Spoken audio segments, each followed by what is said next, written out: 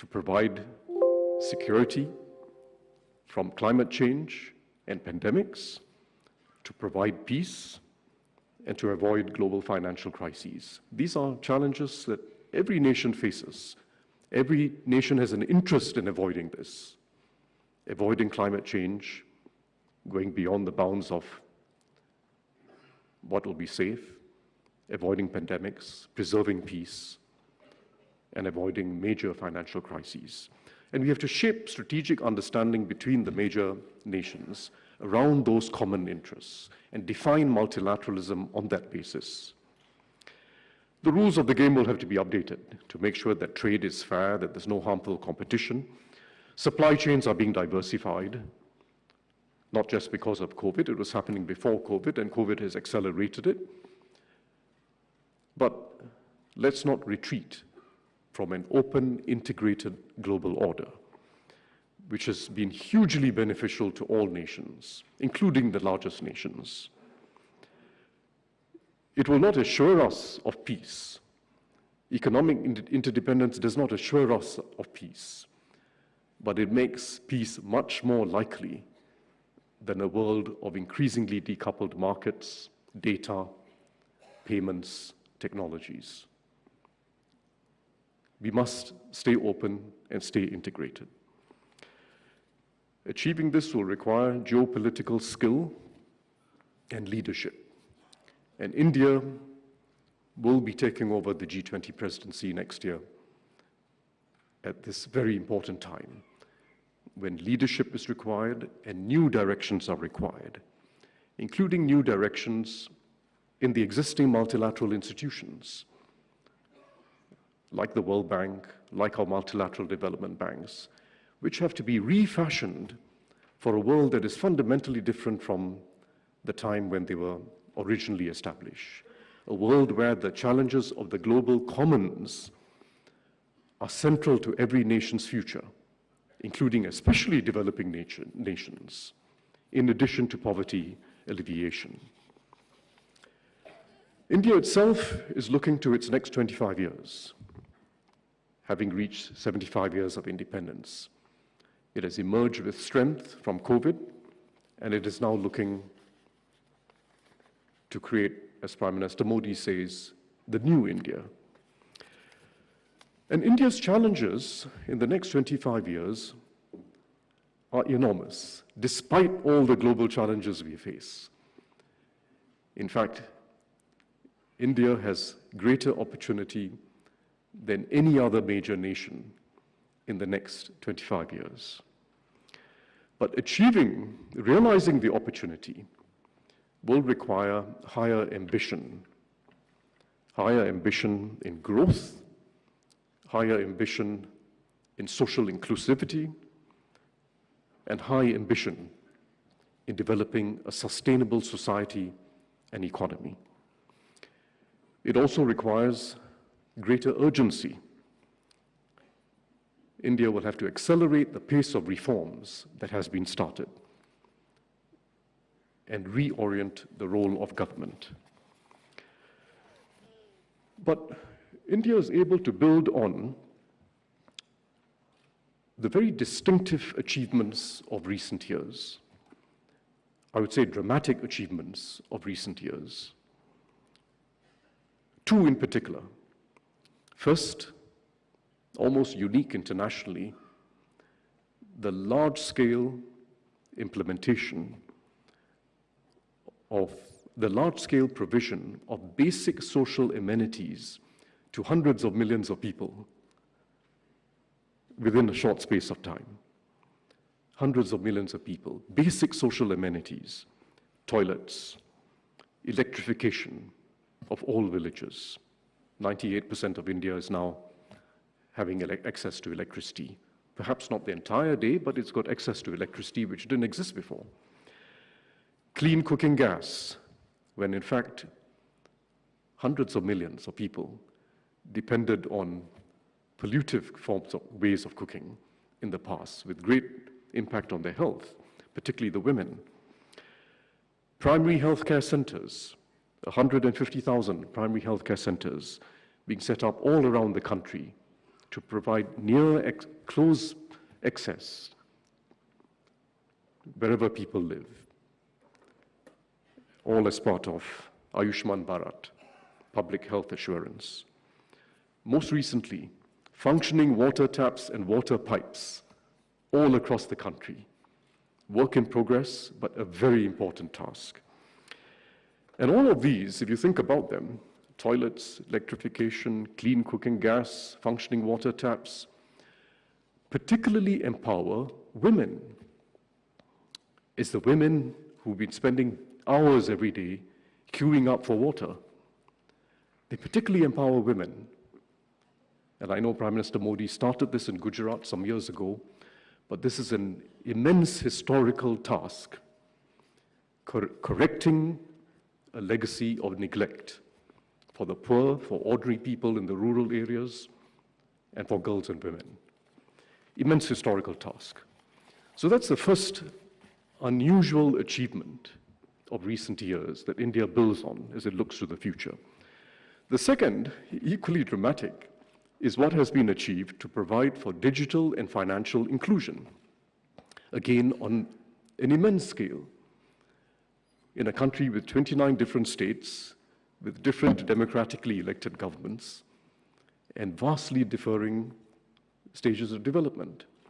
Immense achievement. And I don't need to elaborate about it, but the India stack, starting with Aadhaar and UPI, Unified Payments Interface, so that everyone can make digital payments, is a remarkable achievement on a global scale. There's been no financial innovation of that scale and speed achieved in any other country. We now need the same boldness of political and social vision, the same attention to implementation, the same ability to cut through red tape, the same ability to mobilize the ground, and to have center and states work closely together to address the very important challenges of the next 25 years. First, creating vastly more jobs, including jobs for the low-skilled and semi-skilled. Second, creating a more sustainable economy and society, and demonstrating to the world how this can be achieved whilst continuing to develop. And thirdly, underpinning everything else, investing in social mobility, investing in quality in education and basic healthcare, so as to create opportunities for all.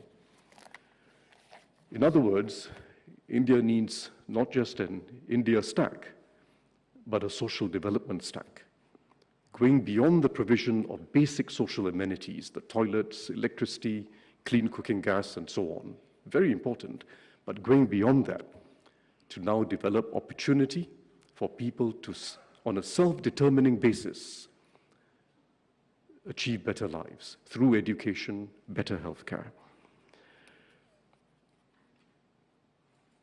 And it can be achieved because the same almost missionary zeal for implementing reforms on the ground, the same ability to work with all stakeholders can be applied to this very large task of upgrading the majority of young Indian persons' futures, starting from young and skilling them through life.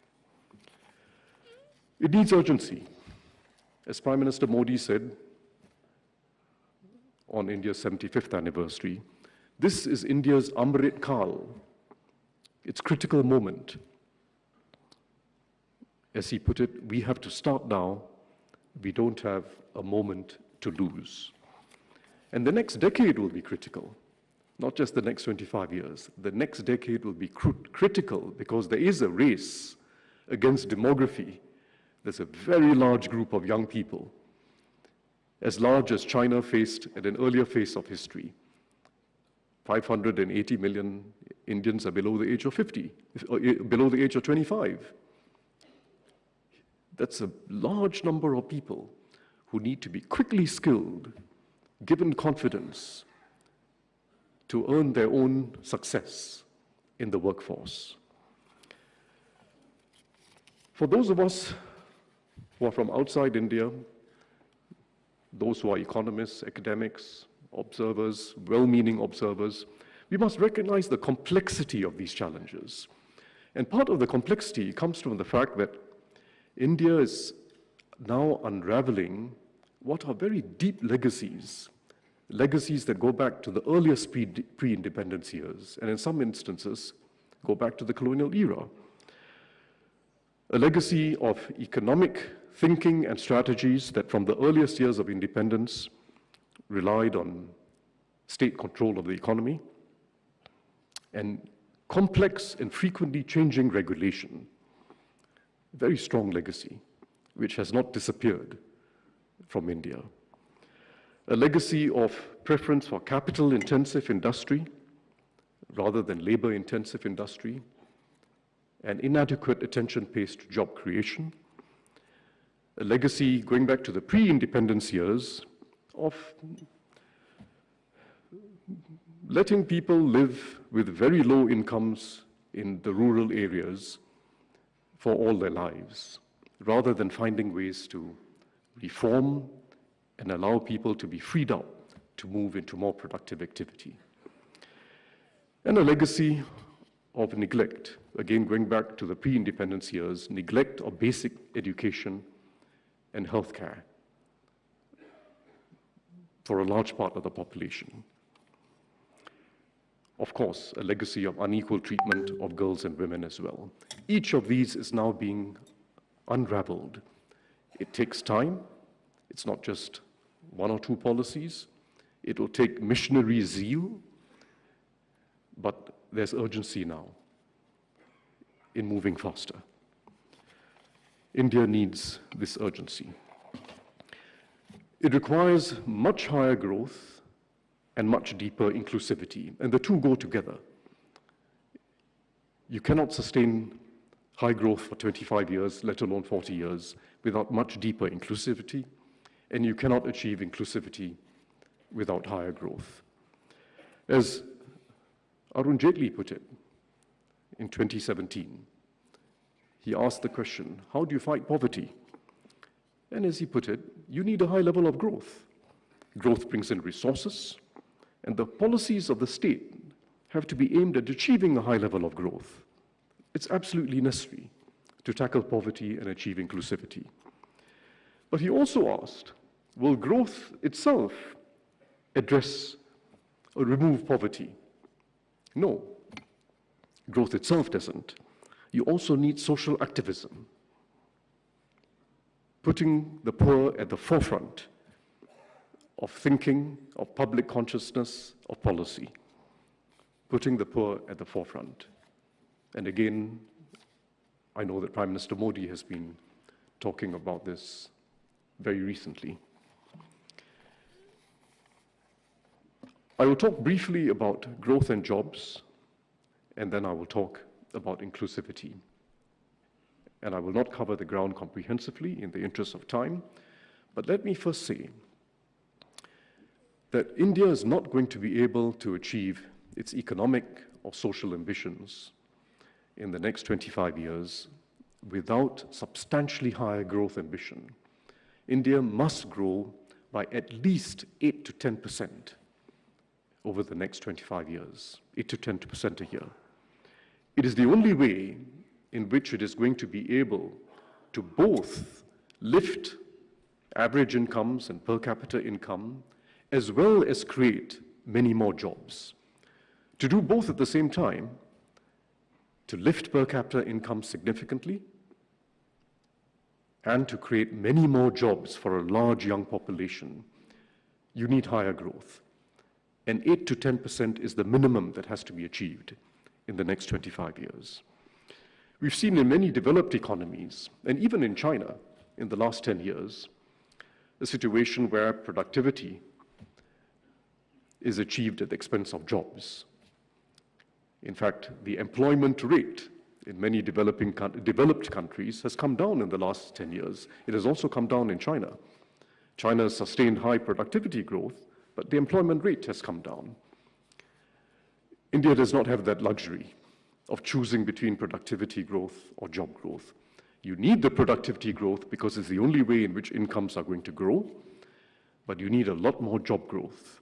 And it can be achieved because that's what East Asia, several East Asian economies did. In fact, for 40 years, growth of above 8% for 40 years, allowing for both productivity growth to be healthy and strong, and very significant job growth keeping pace with the growth in the working age population. It can be achieved in India. One of the reasons why it can be achieved is that there's wide disparity within India itself. There's tremendous divergence within India between the states that are doing well and the states that are lagging. And there must be ways of closing that divergence, achieving convergence within India. That itself will boost growth. Second, this huge opportunity to free up a large part of the population that is still stuck in low productivity activity in the rural sector. It's not as if people want to be stuck with low incomes. It requires major policy shift, major reform, and innovation in agriculture, and it can be achieved. Those are two very important reasons why we can aim for higher growth in India. And the soon-to-be implemented simplification of labor laws will also help greatly, because the labor laws effectively have been anti-job. They have kept a large part of the population in the informal sector and in very small firms, and India has been unable to achieve the scale economies required for both productivity growth and job growth to be higher. You can only achieve these ambitions with a strong focus on export-oriented manufacturing, a much stronger focus than there is today. And with a strong focus not just on jobs for the highly skilled, like those in the IT sector, but a strong focus on those who come in with low skills or come in with a moderate amount of skills. Because manufacturing has a way of taking in unskilled people and making them semi-skilled. And it's got a way of taking in semi-skilled people and making them more highly skilled over time. It has a ladder of skills. India has to use the opportunities in global markets to create many more jobs for the unskilled and the semi-skilled. And those opportunities are still plentiful. Don't believe those who say globalization is in retreat. It may no longer be expanding the way it used to be. You may not be getting that hyper pace of expansion, but the level of exports and imports today in goods of many forms is higher, much higher than it was 20 years ago. It may be stabilizing, but it's a huge market of opportunity for India. And it means being willing to specialize in what India is good at, going for an openness in trade and investment by local firms, investment by foreign direct investors. Openness really counts, because then you get the cheapest and best inputs, and you can be a competitive supplier to the world. It's what Germany does, for instance. A large manufacturing economy. They specialize. They specialize in components in which they have a dominating presence globally. They rely on inputs from the rest of the world, and they specialize in components which the rest of the world needs. It doesn't mean producing a whole product. It means specializing in critical components and having that pricing ability. India's success, already seen now in electronics, in vaccine manufacturing, shows the way forward. The PLI scheme, the Production-Linked Incentive Scheme, is working well, and it has to be expanded with a special focus on labor-intensive industries. This can work for India. India can achieve. It can achieve and can become a leading export manufacturing nation. Agriculture is critical. We have to create better jobs in agriculture. And we know what the reforms required are. And it will require more R&D in higher yield crops, weather-resistant crops, and so on. But it's also very important in addressing the water crisis, because agriculture in India is taking a very large toll on water. 90% of all freshwater use in India is in agriculture. Globally, it's about 70% or close to 70%. 90% of all freshwater use is in agriculture. We need a far more efficient system of water use, precision irrigation, innovations that can improve soil quality. These are innovations that exist and need to be scaled up across the Indian agricultural sector. And it will raise incomes and free up people to move into urban areas for other types of jobs, including higher productivity jobs.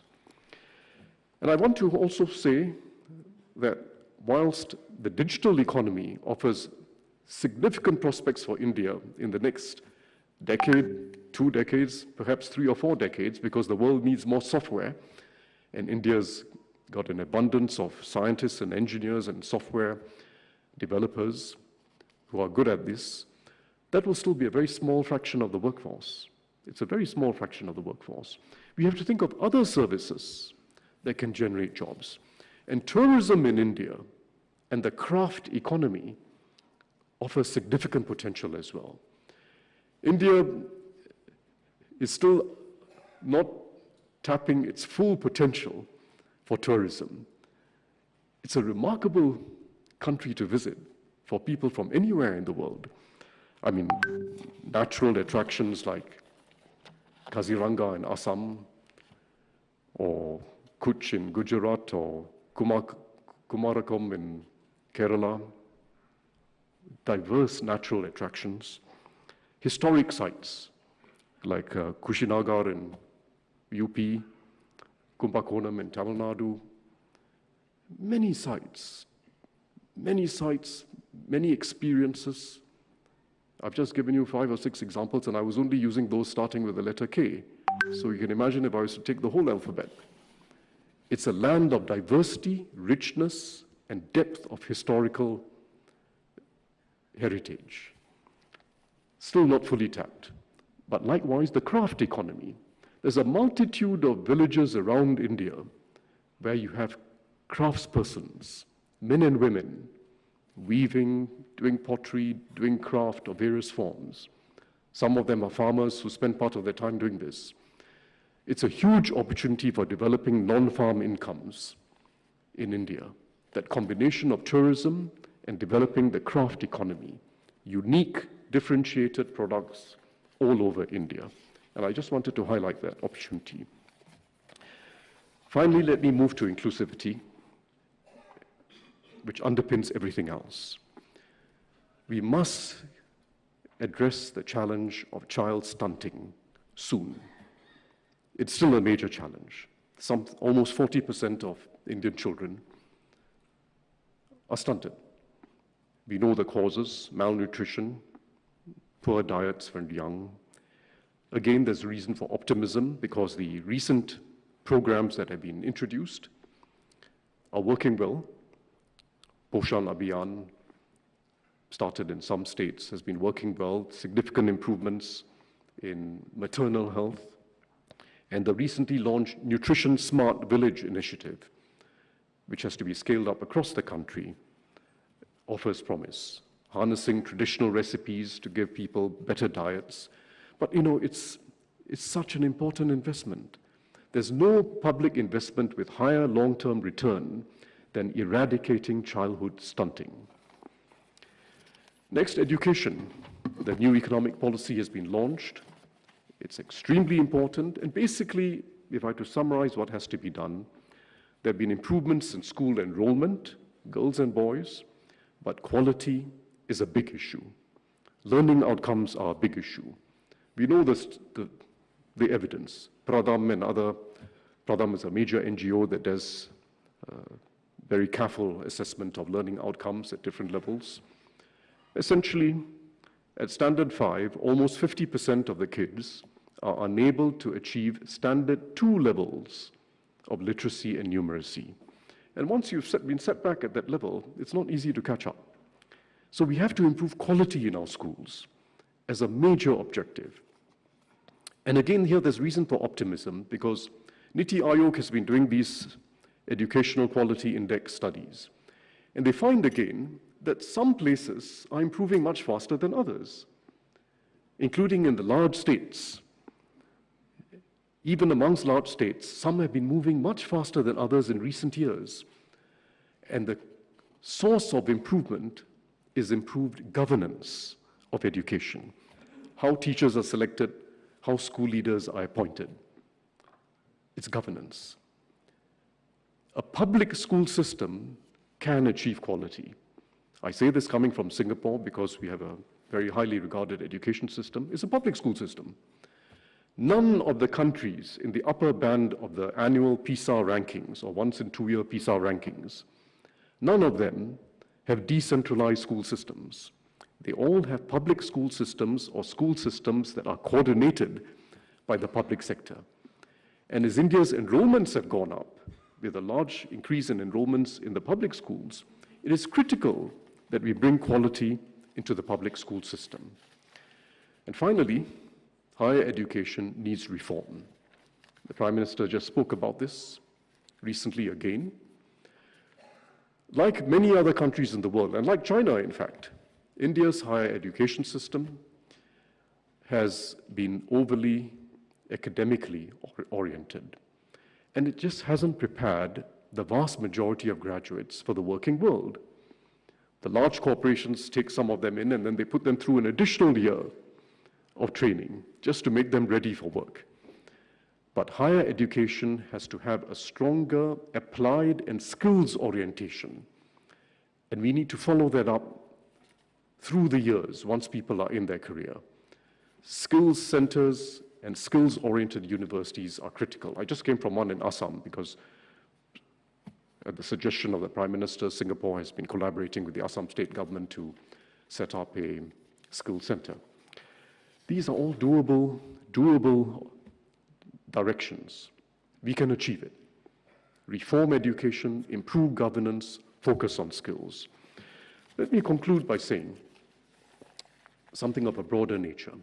I was listening recently to an outstanding musical performance by 3 of India's most accomplished classical musicians, Zakir Hussain, Kala Ramnath, Jayanti Kumaresh, tabla, violin, veena. Traditions of both the North and South. The 3 of them came together. And they've been performing across the United States to full crowds. In fact, they're going to be performing in Singapore in a few weeks' time, and I will be there together with my wife. Now, they decided to call themselves, for the purpose of these performances, Triveni. Triveni named after Triveni Sangam, the mythical confluence of rivers, Ganga, Yamuna, and Saraswati. So they call themselves Triveni. And I was just listening to them, and I realized this was an unusual confluence, because it was not just about their individual genius, and they are musical geniuses, each of them. Each of them are geniuses. But it was not just the individual genius. As you listen to a performance of that nature, it's all about improvisation, as you know. Each of them listening to the other, teasing them a little bit, prompting them, taking over, co-creating and co-empowering. That's what it's about. It's a collective genius.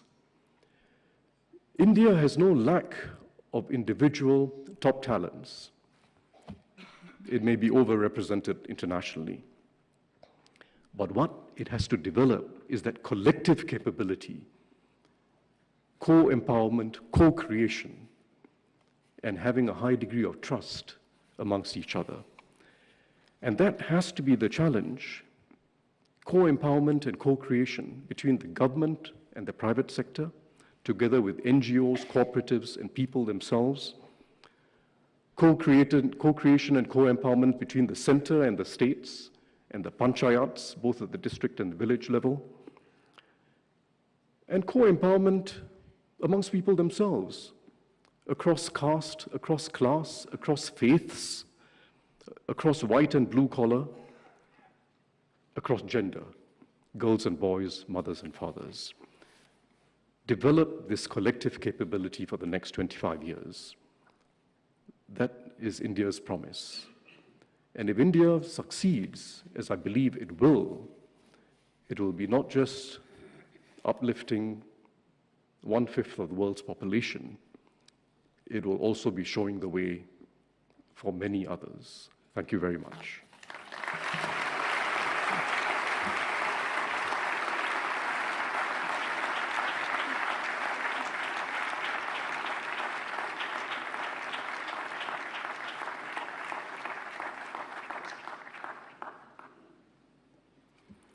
I thank Honorable Senior Minister from Singapore, Sri Tharman Shanmugaratnam, for this comprehensive inaugural lecture on India's journey towards growth with inclusivity and inclusivity with growth. अब मैं माननीय प्रधानमंत्री जी से अनुरोध करूंगा कि वो हम सबको संबोधित करें।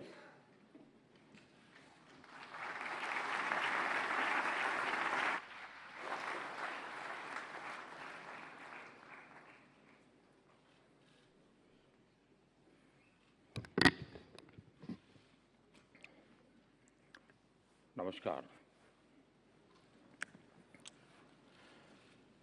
आज का दिन मेरे लिए अपूरणीय क्षति और असहनीय पीड़ा का दिन है। मेरे घनिष्ठ मित्र और जापान के पूर्व प्रधानमंत्री श्री शिंजो आबे अब हमारे बीच नहीं रहे हैं। आबा जी मेरे तो साथी थे ही, वो भारत के भी उतने ही विश्वसनीय दोस्त थे। उनके कार्यकाल में भारत जापान में उनके जो राजनीतिक संबंध थे हमारे, वो को नई ऊंचाई तो मिली ही। हमने दोनों देशों की साझी विरासत से जुड़े रिश्तों को भी खूब आगे बढ़ाया। आज भारत के विकास की जो गति है, जापान के सहयोग से हमारे यहाँ जो कार्य हो रहे हैं, इनके जरिए शिंजो आबे जी भारत के जनमन में सालों तक बसे रहेंगे। मैं एक बार फिर दुखी मन से मेरे दोस्त को श्रद्धांजलि देता हूं। साथियों, आज का ये आयोजन मेरे और एक घनिष्ठ मित्र अरुण जेटली जी को समर्पित है।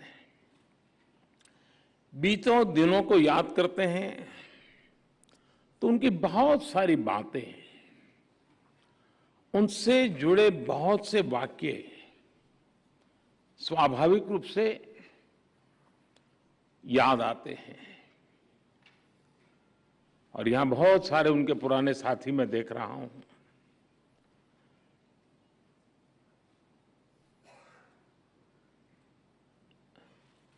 उनकी ऑरेटरी हम सब उसके कायल थे, और उनके वन लाइनर लंबे अरसे तक हवा में गूंजते रहते थे।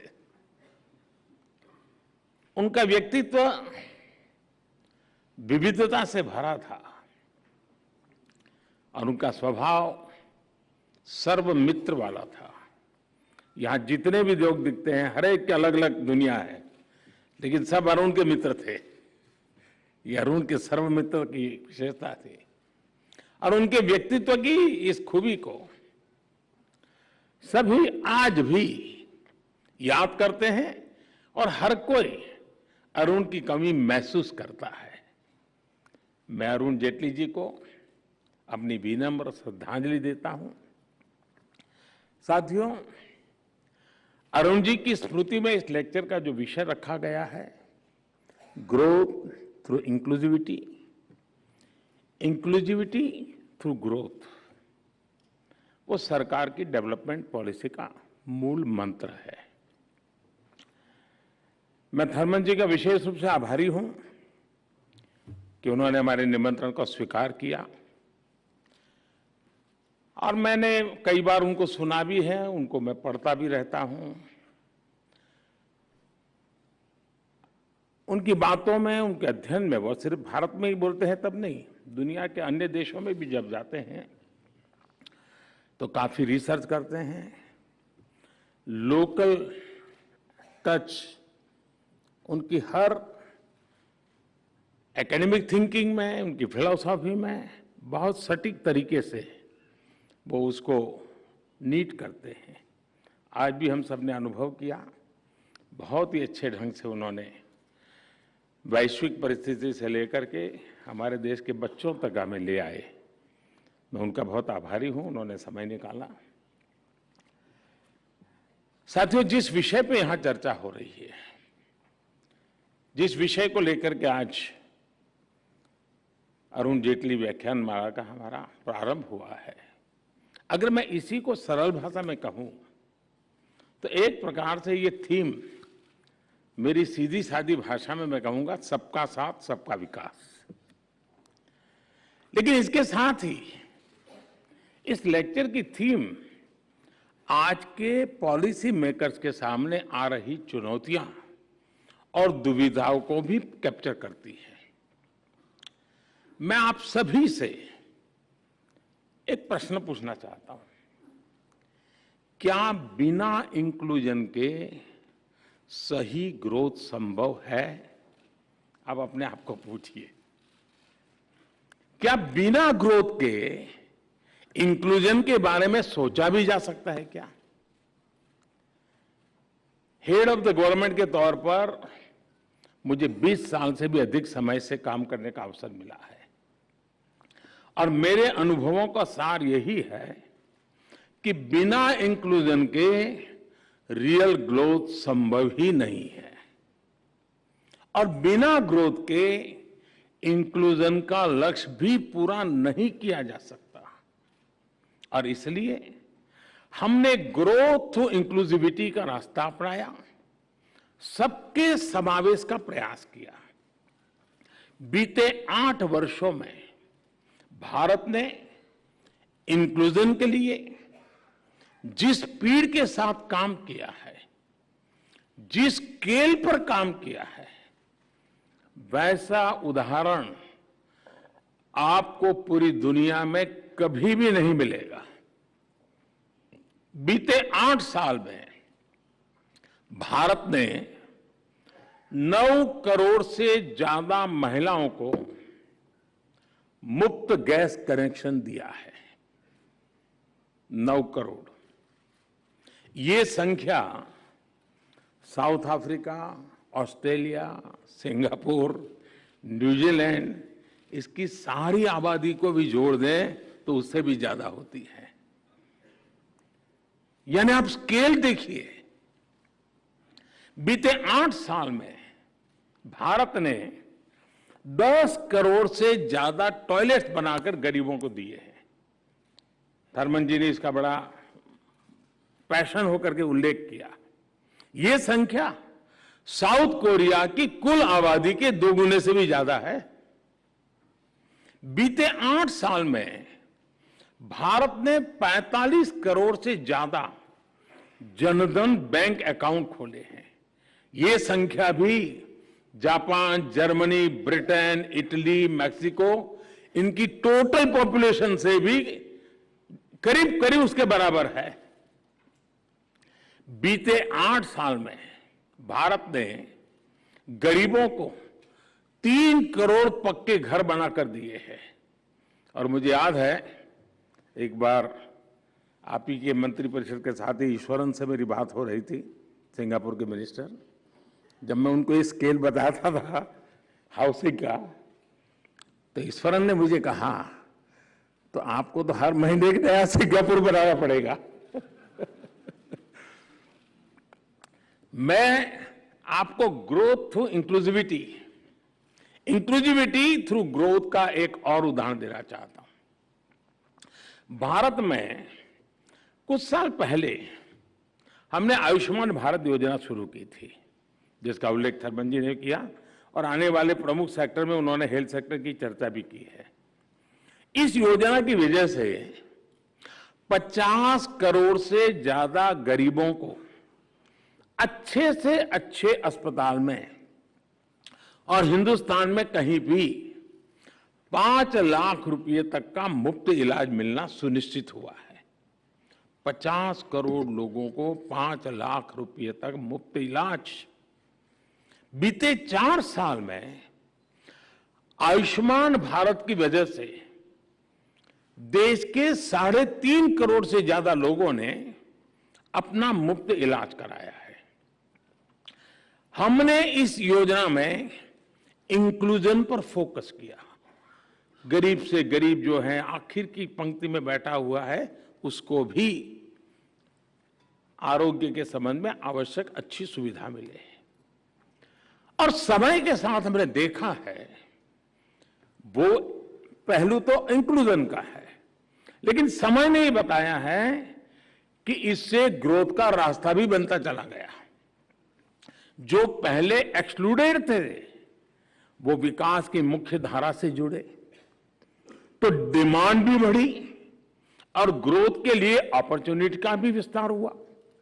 जब भारत की 1/3 आबादी जो पहले बेहतर हेल्थ केयर की सुविधाओं से दूर थी, उसे इलाज की सुविधा मिली, तो इसका सीधा प्रभाव यह हुआ कि हेल्थ केयर कैपेसिटी को उसी हिसाब से खुद को मजबूत करना पड़ा। मैं आपको बताता हूं कि आयुष्मान भारत योजना ने कैसे पूरे हेल्थ केयर सेक्टर को ट्रांसफॉर्म कर दिया है। 2014 से पहले हमारे देश का औसत था, एवरेज 10 साल में करीब 50 मेडिकल कॉलेज बना करते थे। 10 साल में 50 मेडिकल कॉलेज, इतने बड़े देश में। जबकि भारत में पिछले 7-8 साल में पहले के मुकाबले 4 गुना से ज्यादा, यानी करीब करीब 209 नए मेडिकल कॉलेज बनाए गए हैं। अब आप कल्पना कर सकते हैं कि कहां 50 और कहां 209।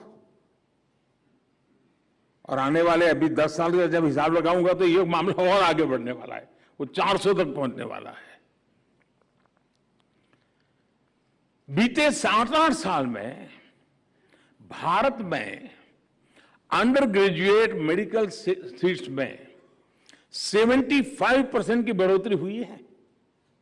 भारत में अब एनुअल टोटल मेडिकल सीट्स की संख्या बढ़कर लगभग 2 गुना हो चुकी है। यानी अब देश को कहीं ज्यादा डॉक्टर मिल रहे हैं। देश में तेजी से आधुनिक मेडिकल इंफ्रास्ट्रक्चर निर्माण हो रहा है। इंक्लूसिवनेस के लिए लाई गई एक योजना का जमीन पर ग्रोथ की दृष्टि से भी इतना बड़ा प्रभाव हम बिल्कुल देख सकते हैं, हम उसको आंक सकते हैं। और मैं तो आपको ऐसी दर्जनों योजना गिना सकता हूं। भारत के डिजिटल इंडिया अभियान ने, जिसका उल्लेख भी थर्मन जी ने किया, लगभग 5 लाख कॉमन सर्विस सेंटर्स ने गांव में रहने वाले गरीब तक भी इंटरनेट की ताकत को पहुंचाया है। भारत के भीम यूपीआई ने करोड़ों गरीबों को डिजिटल पेमेंट की सुविधा से जोड़ा है। भारत की स्वनिधि योजना ने रेहड़ी पटरी वाले साथियों को बैंकिंग व्यवस्था से जुड़ने का अवसर दिया है। जो हमारे यहां नगर पालिका में, महानगर पालिका में जो रेहड़ी पटरी वाले होते हैं, जिनके साथ हमारा रोज का नाता होता है, बैंक मैनेजर होगा, उसके घर में रोज रेहड़ी पटरी वाला माल देता होगा, लेकिन उसको बैंक में जगह नहीं होगी। यह हाल था।